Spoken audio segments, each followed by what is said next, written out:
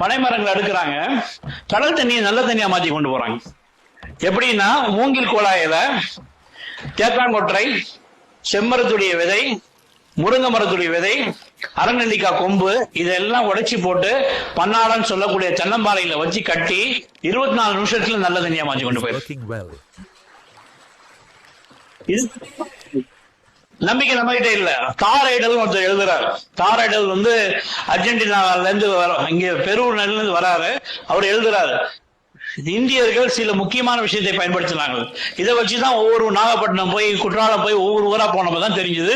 இதை பயன்படுத்தி தான் நாங்க அந்தமானுக்கு போறப்ப, இதே மாதிரி ராஃப்ட்ல போறப்ப 4 நாள் நாங்க வெறும் கடல் தண்ணி தான் குடிச்சிட்டு போனோம்.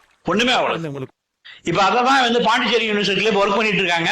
டீசெலினேஷனுக்கு கடல் தண்ணி நல்ல தண்ணியை மாத்துறதுக்கு பழைய மரபு முறையை பின்பற்றுறாங்க.